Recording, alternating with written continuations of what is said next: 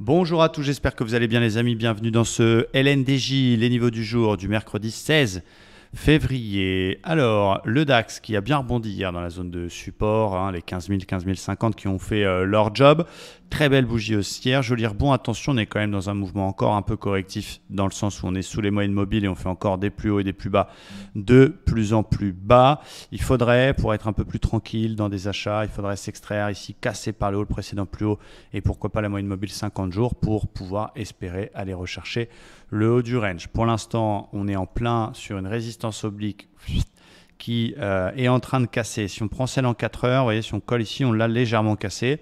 On est dessus, quoi. On voit bien la bougie ici qui ne sait pas trop si elle est mâle ou femelle. Ça coïncide bien avec le contexte macroéconomique, fin du conflit ou pas, Russie-Ukraine. Apparemment, les troupes se seraient retirées, mais ce n'est pas confirmé. Bref, il ne sait pas trop. Si on ajuste cette résistance, j'aime pas trop faire ça, mais si on ajuste, on n'est pas passé encore. Voilà, moi j'ai tenté un tout petit achat tout à l'heure. Parce que si je remets la 4 heures de tout à l'heure, donc ça donnait quelque chose un petit peu comme ça. Attendez, je vais vous la remettre. J'ai tenté un petit achat pour voir un petit peu plus gambling, donc avec une petite taille de position, 0,5% de perte si ça passait pas. J'ai tenté un achat sur le pullback, sur l'éventuelle résistance. Le flux est haussier, mais voilà, on voit que ça merguez un peu. C'est pas évident.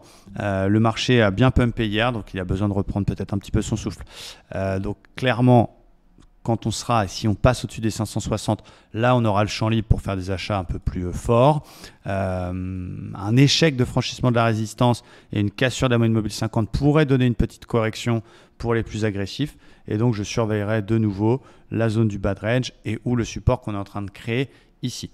Et les plus agressifs tenteront des achats maintenant sur le pullback, sur la résistance, même si vous voyez, quand on réajuste sur du 1 heure, on est en plein dessus. Donc ça va être une zone d'indécision, ça va être une zone où les plus prudents vont attendre qu'on sorte de ce merdier et qu'on casse le précédent plus haut daily 560, où là, oui, on peut faire de nouveaux achats plus agressifs, parce que voilà, c'est pas une boule de cristal, analyse technique, mais pour l'instant, on est en plein sur un élément technique clé, un obstacle et surtout la moyenne mobile 20 daily qui décide un petit peu de la tendance court terme. Elle est encore légèrement baissière, on est dessus, on sait que ça ne passera pas comme ça. Donc plutôt dans une optique de jouer un rebond technique, mais il faudrait qu'on sache passer au-dessus du plus haut précédent pour être un peu plus tranquille et espérer pouvoir aller un peu plus haut. Du côté du Dow Jones, donc c'est pareil, on a fait une belle bougie hier, un point bas plus haut que le précédent. Ça reste un petit peu frêle, on a désormais cette petite fourchette haussière qui est intéressante. On n'arrive pas à passer la même 54 heures. Voilà, on a un objectif qui est la médiane vers les 200-210.